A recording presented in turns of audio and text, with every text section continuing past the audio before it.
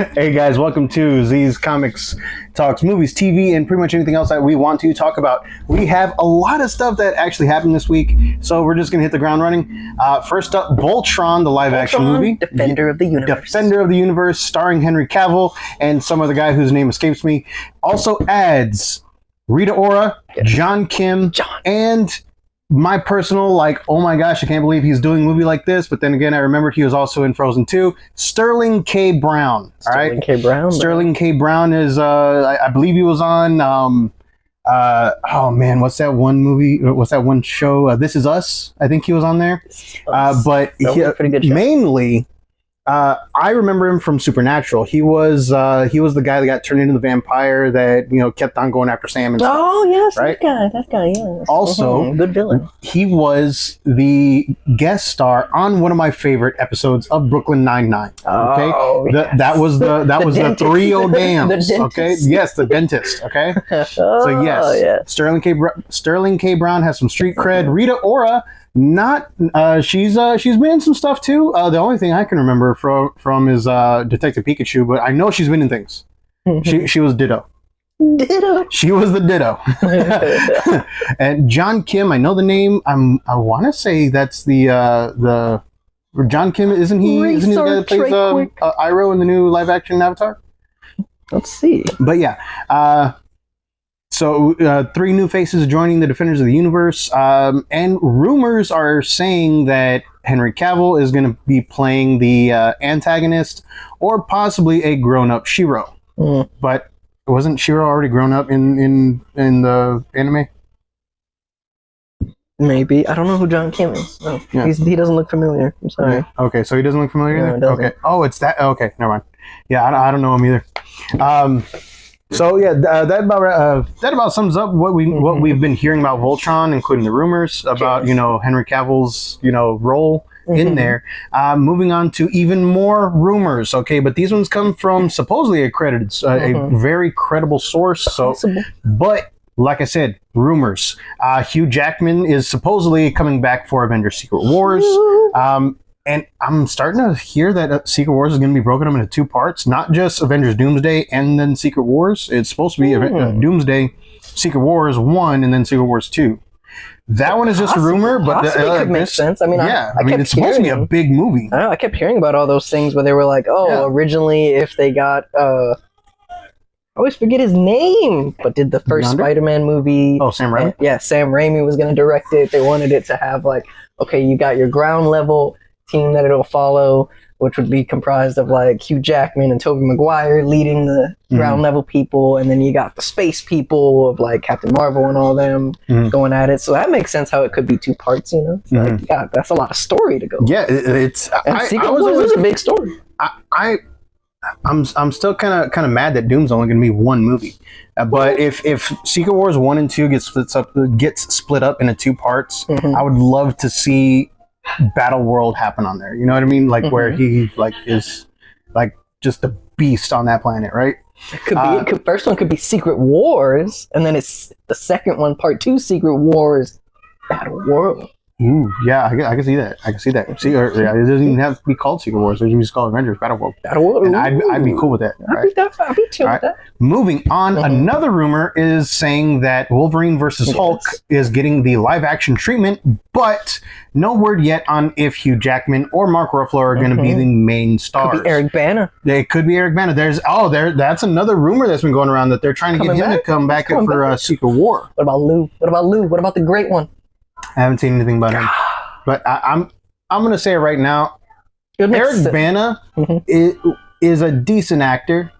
He was given a horrible script.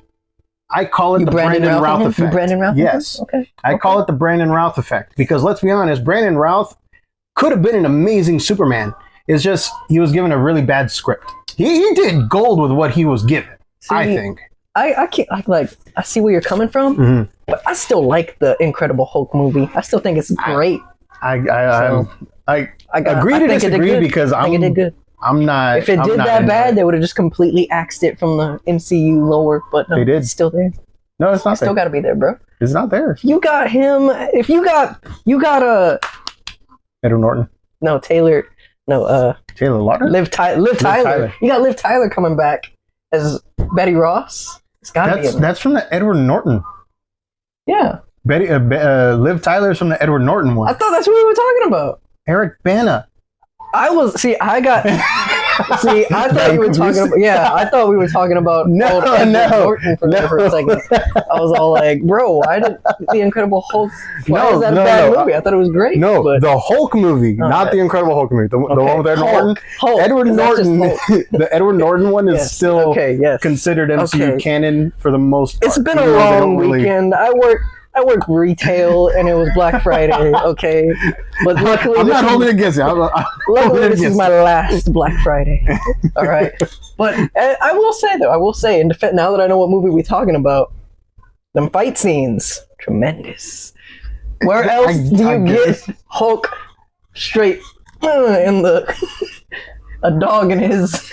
Why would you want to see the Hulk fight a dog? Those fights were amazing, bro. That was 3 dogs. Looking, okay? He straight flexes. He breaks a dog's jaw by just flexing the shoulder. And then again, he straight he gets bit in his little Incredible Hulks, and then pays the dog back by hitting him and his dogs. His little Incredible Hulk. Those fights were comic bookness.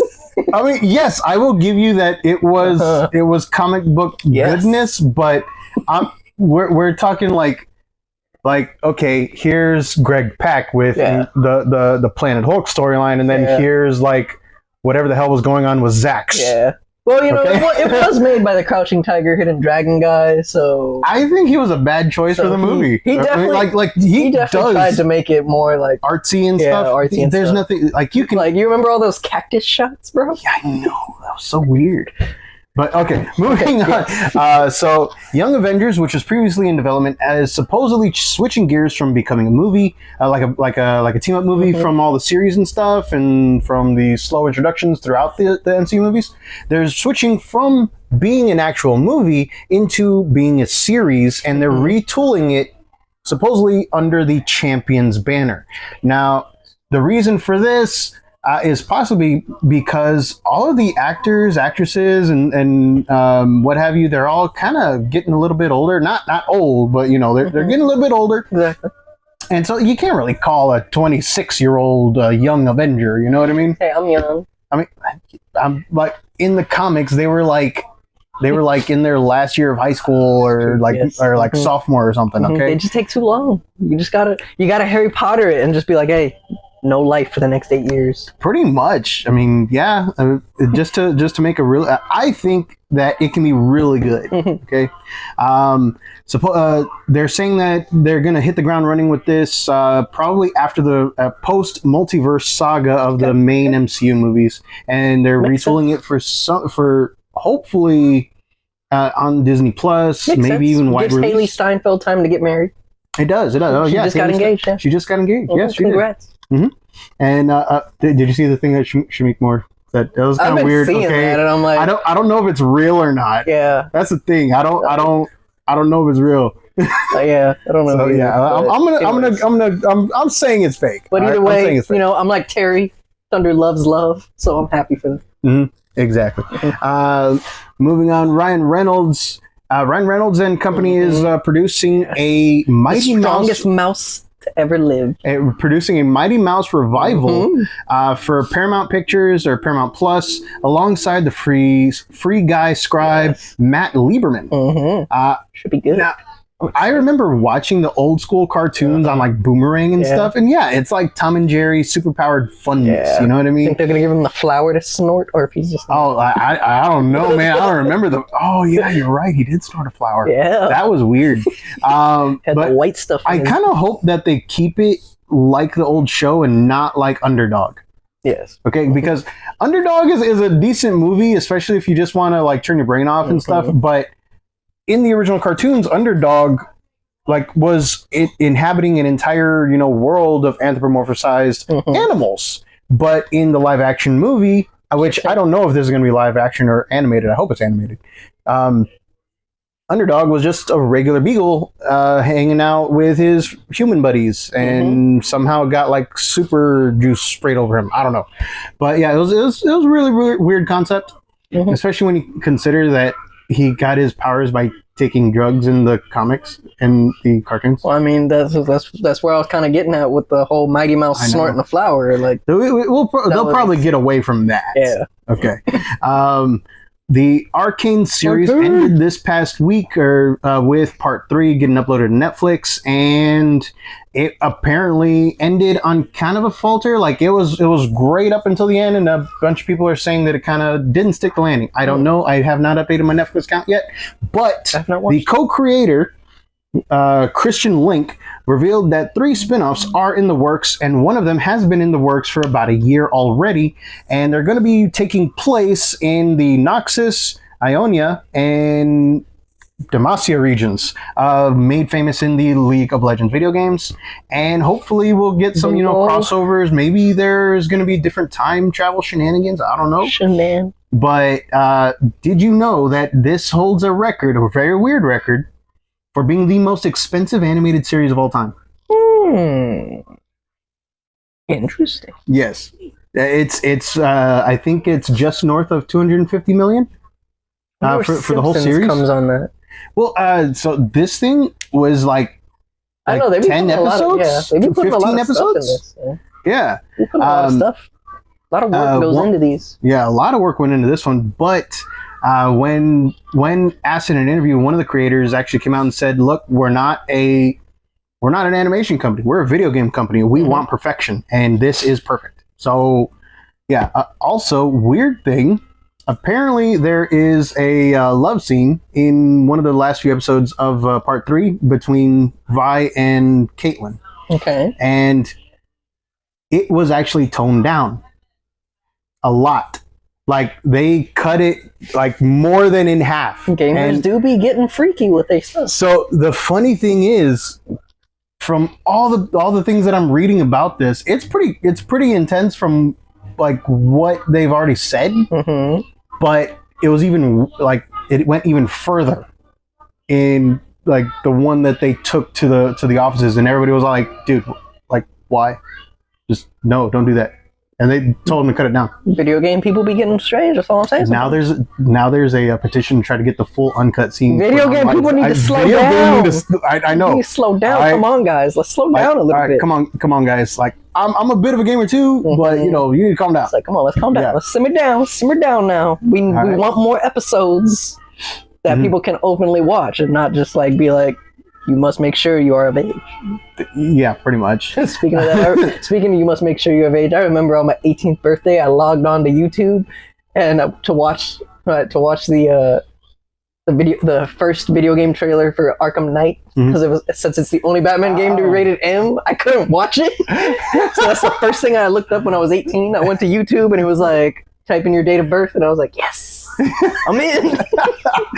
I don't have to lie anymore. All right, so sticking with the video game news, Witcher 4 enters in full production mode. I think this past Tuesday or Wednesday, full production mode over at CD Projekt. No word yet on a time frame, release time frame, but they with all the resurgent popularity coming from the Netflix show, the books, the comics, all that stuff. The books are great, tremendous. Derek let me do Derek lent me some, so I'm still going through them. But yeah, CD Projekt, Witcher 4 in production currently. Yes. All right, we'll let you know as soon as anything else pops up. But right now, let's give them time to cook. Let them cook. All right. Also in the video game news, Indiana Jones and the Great Circle is supposedly to feature 4 hours of cutscenes. Interesting. I don't know how to feel about that. Hey, I like cutscenes. Cutscenes are nice. I like cutscenes. I mean, especially when it's is his name Tom? Dang it! Why am I forgetting his name? Troy Baker. Troy Baker. Yes. Yeah. Especially when it's Troy Baker, bro. Gotta let that man show off. Yeah, I guess, but dude, I think at this point, video games and movies are starting to merge a little too much. Okay, I think they're starting to merge a little too much. Okay, Certain times, it started. yes, I can see where you're going at. In Certain my times? opinion, it started with Uncharted 3, where I'm gonna say about a third of the gameplay was just like cinematic action sequences, right? Yes. Like what do they call the quick time buttons? Yes. All right. Those ones. And I admit that game is beautiful. Uncharted 3 is beautiful. And I love the game. I love the gameplay when I'm actually able to control the damn character. I'm kind of worried that that's going to happen on here, especially now that there's even more cutscenes in the game. Like, how much gameplay are you going to actually play in this game and not just watch? I feel like the game possibly could be pretty long. Is it open world? Have they said? No, not really. It's one of those. From what I've Is it seen, Uncharted? It's kind of like a. I don't know if you did the recent Dead Island game where it's like Sandbox? sort of, yeah. Where like you still have like an enclosed area that you must stay in, but that area is pretty big for you to explore. So Avengers. Yeah, for the most part, yeah. Gotcha. Because like, especially from this too, you're supposed to be going from like Region to region. region to region. They And then have you have a sandbox in each region? Yeah, like they have the classic. They already said that. Yeah, we're gonna have the classic indie map down showing going from place to place. Cool. So. While I do admit that's cool, I'm still kind of suspect on all this whole moving from actually gameplay to game watch. I know a lot of people are doing that on YouTube. Hi YouTube. But I don't know. That's just my opinion. I'm old school. I played Super Mario Bros. On NES. I played Pong on Atari. Well, I think it was my mom's Atari. I don't remember. Yeah. But yeah, that's just my opinion though about the whole like. It's gonna be good. I hope. Word. I hope so. I hope. All right. Criterion and Max, formerly HBO Max, have entered into a new deal, extending their current contract, but also going a little bit further and adding more movies to their list. Okay, among those movies are Godzilla 1984 and several other Heisei era. Oh, this one doesn't have fire. No, that one has a tongue. Yeah, several other Heisei era Godzilla movies. And then not only just the Godzilla movies, but that's the only ones that we really care about because we're dorks here. Yeah. There's also going to be all like backlog of black and whites, classics, all that stuff. So the movie list on Max is probably going to double. Not double, Some but stuff's probably going to be getting deleted too. Yeah, yeah. Well, end of year usually like contracts run out. They don't extend it. A lot of stuff. Things are going to be shifting. We see. DC's The Authority recently I did not even know what's happening. So I knew it was happening, but there almost nothing was being said about it, so we never really talked about it. Now we got some traction. The Authority, which supposedly pieces of The Authority are going to show up in James Gunn's Superman next year in July. They are shifting focus from live action to animation, which will still be set in the DC universe, in the new DC cinematic universe. Yes. But yeah, now they're just shifting to an animated project. I think that they're going to try to get away from what Marvel's doing. Yes. Mainly in that it's taking friggin' years in between these movies that people want to see what's going on right now. And animation alongside these live action projects. You can do so much other things with animation. Exactly. Like it's probably got like what 2/3 of the time frame. Yes. Even when it's animated. All right, 2/3 of the time frame from an actual film, like live action film. Yeah, like do you see the Witcher Watchmen movies? I have not watched the animated Watchmen movies. The animated Watchmen movies currently hold pretty high ratings right now. The most recent one, Part 2, came out to a 9. Yeah. So I'm really waiting to watch those ones because I want to do a review. Plus, either way, DC's animated stuff usually hits. Yes, exactly. So, I'm still not a fan of Batman Ninja. I never watched it. You don't have to. Can't speak on it. You don't have to. I mean, if you want to, so that way we can review Batman the Yakuza game when it comes out. That's up to you. But I don't think you need to watch other stuff coming out that I think I should watch. You know. Definitely that. The director for Kraven the Hunter has basically come out and begged us, "Give me a chance, bro. Please give me a chance." I'm giving him a chance. Well, I mean, hear him, we see him. Aaron Taylor Johnson has not let us down. He hasn't. All right. I mean, Kick-Ass 2. While Kick-Ass 2 wasn't as good as the first one, it was still entertaining and fun. It's still tender, bro. Still tender. I'm My years of I'm not confirming nor denying that I did that I partook in such activity, but those years of Pirate Bay, they did us horrible. We did not know what we took from ourselves. I know exactly. Again, neither confirming nor denying that I took part in any. We here at Z's Comics do not condone the acts of piracy. Yep. Now, if we're talking like Shiver Me Timbers, maybe, all right. Possibly. But you got to talk to us when we're in the right headspace.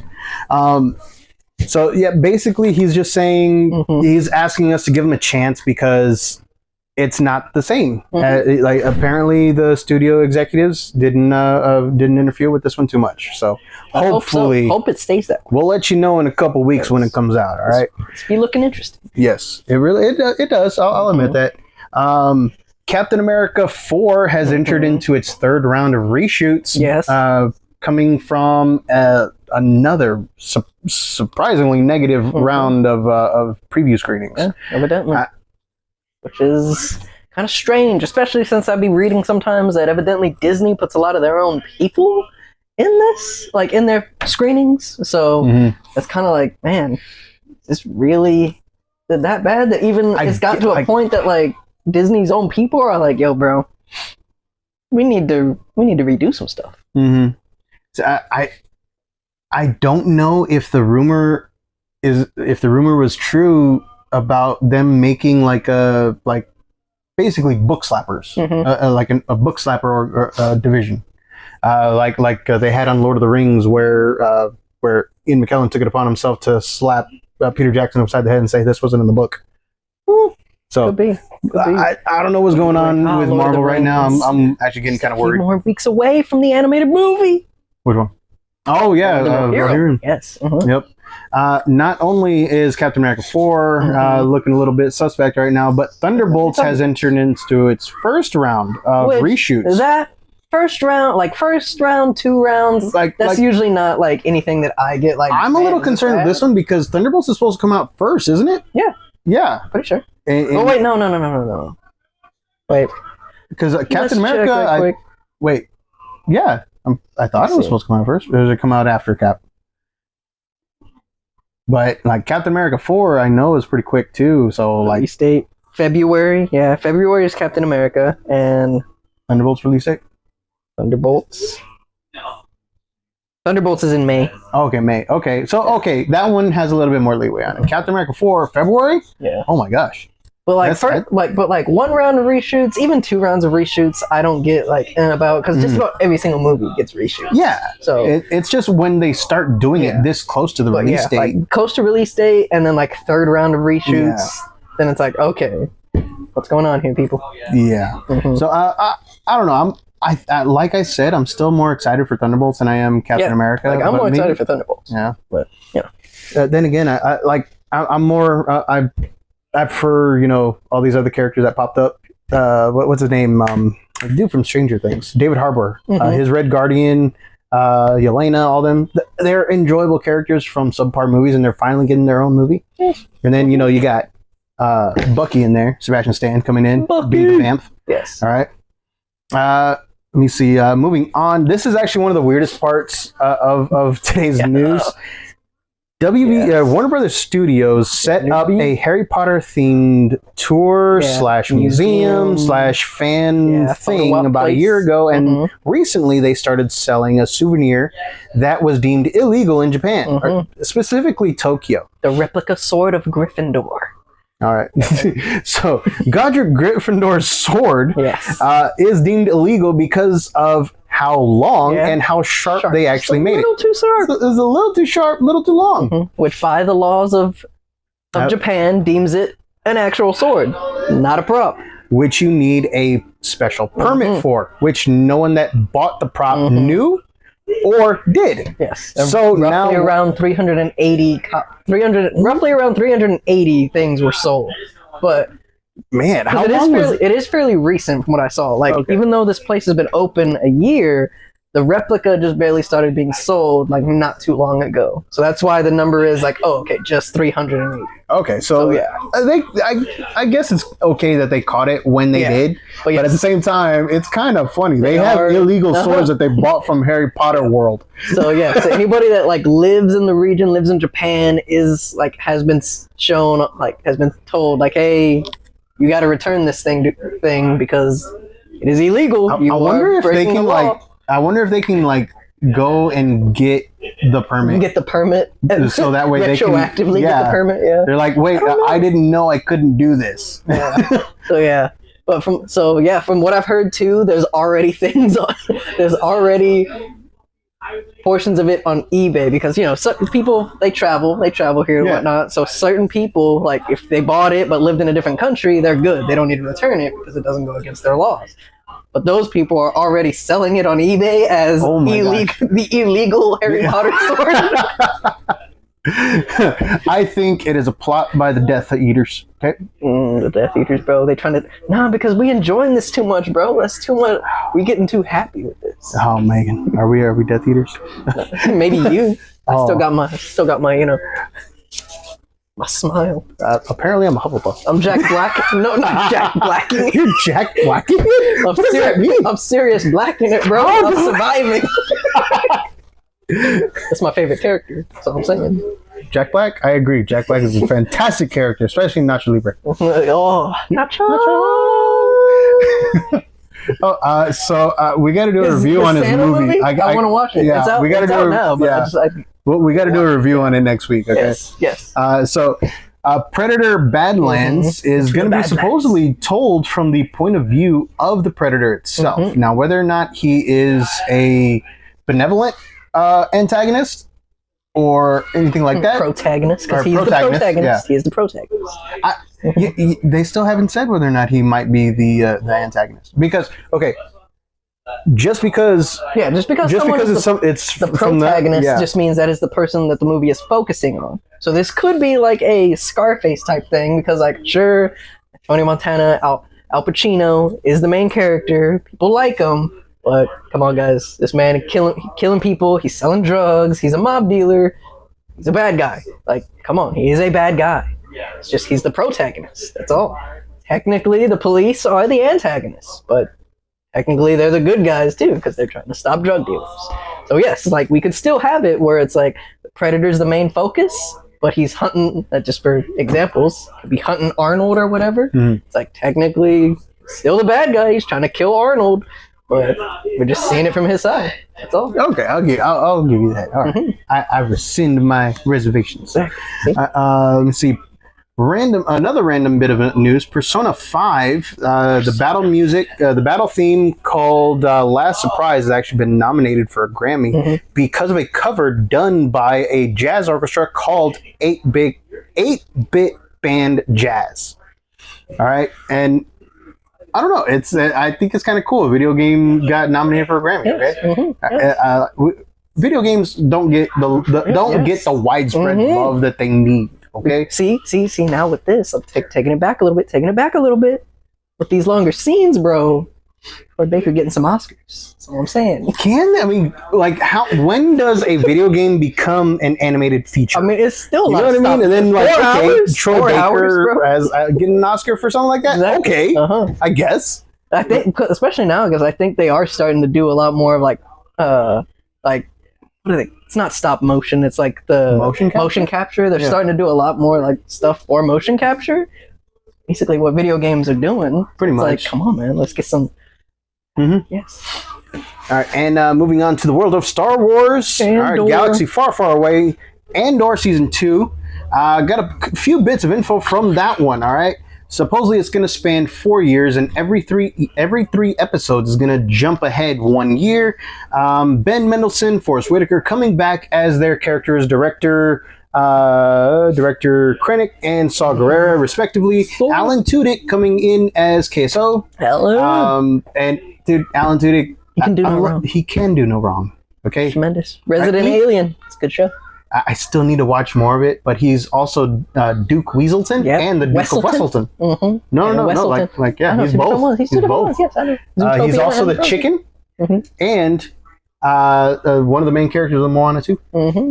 And Clayface, both live action and voice. Live action and voice. Yes, he just got tapped to play the live action Clayface, which is nice. Helps keep that little like the continuity. Yes. A TV series based on the question is in production over at DC. Not much known yet. Nothing is known yet aside from the question is doing. And the fact that when I was telling him about this, he for some reason was all like, when is this going to take place? Like before the story? And I'm like, bro, what main story? I straight up thought, it was Rorschach. The accompanying image made me immediately think Rorschach. Even though I read the question, the question. I know it says the question right there, like in big bold letters, and for some reason, because of the image, I thought Rorschach. To quote How I Met Your Mother, so unobservant, such a guy. Yeah, that's true. I don't know what was going on right there. So we don't even know which question is going to be following yet. That's Renee Montoya question. Or the original question. What was the name? Oh man, I can't remember the original question's name either. He always left it a question. But we do know that he knows the secrets behind crop circles, the thing at the end of the shoelace. It's called an aglet. And hot dogs. Oh yes, but especially the worst thing, the thing at the end of the shoelace is called an aglet, and its true purpose is sinister. Let me see. Shinichiro Watanabe. All right, this guy is one of my favorite anime creators. He did Cowboy Bebop, Samurai Champloo. He did a lot of others. Let me see, Carol and Tuesday. Lazarus is, I think, it's supposed to be coming out pretty soon. And a few others. Space Dandy. Space Dandy as well.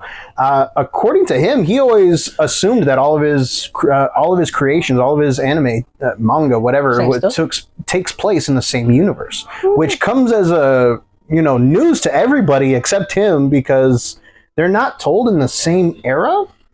You know what I mean? Like Cowboy Bebop, Far in the Future, Space Dandy, maybe a little bit further, maybe a little bit in between, and then Carol and Tuesdays, First Colonization of Mars, like things like that, right? All space. It is all in space. I mean, I could see how the dots are there, bro. Yeah, I mean, going by that, Superman and Captain Marvel are in the same universe. That's just silly. Exactly. No. Yeah. This was made by the same man. Captain Marvel and Superman just... They had the same writers at one point. So? That's a different universe. Come on, bro. Don't be dissing Shinichiro like that. But yeah, but it literally came as news to pretty much everybody else. I mean, you have these inklings, especially between Space Dandy and a Cowboy Bebop. But you never know for sure until somebody comes out and says it. He was just going the Tarantino route, just a little bit retroactive. Things yeah, just a little bit of things in there that's like, okay, yes, and using the same actors. Doppelgangers, bro. That's all. Doppelgangers. Well, okay, technically, supposedly. There's a theory that I actually just was talking to Inara about this. There's a theory that there are 7 doppelgangers of yourself in the world. Oh yes, I've heard that. Yes. I've read that. I don't know if it's true or not. Yeah, who knows? But okay, maybe. Last up, Iman Vellani has accepted her first non-Marvel acting job for a show for a movie called Shiver, which follows a woman that as a child was rescued from a pack of wolves by another wolf with strangely yellow eyes. And apparently it creates a bond, and I think it's supposed to be told like when she's an adult. She's being adopted by the yellow-eyed demon? I have no idea. Oh yeah. Like I don't. I'm trying to think of the yellow-eyed demon's name. Oh my gosh, I forgot his name. My God. It's just one of those things where it's like, why we learn his name when his nickname is just like... Yellow Eyes. Yeah, Yellow Eyes, bro. Like, I was about to say Abaddon, but that's like season 7. That's like season 17. No. Season 17 is going to be Jesus. We're done now, bro. No, 16 is going to come out. Jesus, bro. 16 is going to come out. 17 is going to be Jesus. That's one of the things that's like kind of interesting. Like you just skipped Jesus. They didn't even. I know. I wanted to see. I wanted to know about that. Yeah, all right, come on. Let's get a small spin-off with Castiel. Yeah. And we'll learn about what happened to Jesus. Yeah, like what happened? Like, was Jesus just chilling this whole time? Like, you just like, I don't know. Was he like, I did my stuff all them years ago? Just here? All right. And last up, a small review of Moana 2. It's good. Go see it. That's all I was gonna do. No, it's so this one right here, Moana 2 starts off. Apparently, Maui started some stuff when he made a Moana a wayfinder. There hasn't been a wayfinder in so many years, and because she's a wayfinder, gods are starting to take notice, and that is one of the that's one of the factors right there into what starts the story. Maui starts some stuff with another demigod in order to protect Moana, but the ancients come back and say, "Hey, Moana, you got to do this, follow this," and just because she's her, she does. She gets a crew together and goes off and tries to do stuff. Right? I'm trying to keep it as vague as possible because it just came out this past week. Bottom line, it's a good story. Okay. I think the beginning happens a little too fast. It doesn't. It really is. It's not that long of a movie. Okay. So it doesn't really do a whole lot of like showing the connections between the new characters. Yeah. Even though they kind of just throw a bunch of new characters at you. I heard that. I have heard. Yeah. They throw a bunch of new characters at you and just expect you to just go with it without really establishing why they're close or why they would be close. You know what I mean? Like they're just like, okay, this guy knows stories, so he's on the boat, or this guy can build, or this girl can build stuff, so she's on the boat. This guy, he's kind of old and ornery, but he's voiced by Alan Tudyk, so he's on the boat. Yes, that's good enough for me. So yeah, it's I think everything happens a little too quick. I think it's a little rushed. I took my kids to go see it. Took Serenity and Nara. They loved it. Okay. The songs in here are not as good as that catchy. They're not, okay? And they tried to give Maui a catchphrase. And they tried to shove it down your ear.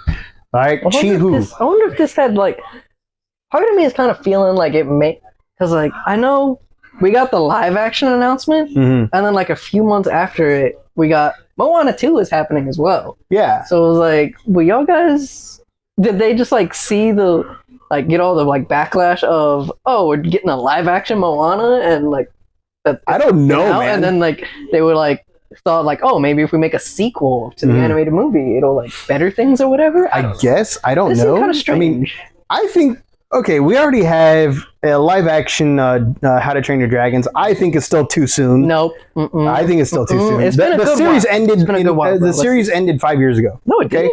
Yes, it did. Yes. The movie came out 2019. so much farther than that. Let me see. 2019. The series ended Really? in 2019. 5 years ago. I still think that's too soon. Moana 2 came out what? Or Moana, the first one. Okay, came sure. out. The last movie came out like that, but come on. What, the first 2021? movie came out like. Oh no! Oh, you're talking about How I Met Your Mother. I was about to say How I Met Your Dragon. Yeah, the first movie was 2010. You know, that's a good decade span between between that. Like that's good. I guess. Good. The only thing I will say, because it has been brought to my attention, which I've now started to like see this a lot of the outfits, they look too clean. It's like they be living in these things and they too clean. It makes it look more cosplay. It's a movie about a dragon. It's still like, where's the ash? It'll get there after the dragons start lighting up. There we go. Fire, yes. okay? Yes. But yeah, so Moana 2. I give it a good 7 out of 10. Okay. Okay. That's not bad. I enjoyed it. My kids enjoyed it. They obviously enjoyed it a lot more than I did. Yes. But they got some good jokes in there, some lines in there that they're not gonna boat. No, I didn't, because I went to the one here in town. But yeah, definitely go and check it out. 7 out of 10, Moana 2. Until next time, we kind of jam-packed everything in here. So we're going to kind of, judging based off of the number of Simpsons intros I've heard through the next room, it's probably a long video. Hopefully it's not bad. Hopefully it's not a bad long video. I mean, I might break it up into some parts. Oh. But yeah, so we're going to go ahead and end it right here. If you like the Rants and Ravings to Mad Men, go ahead and give us a like, follow, subscribe, share with your friends. And, we will see you guys next time. Thanks for watching.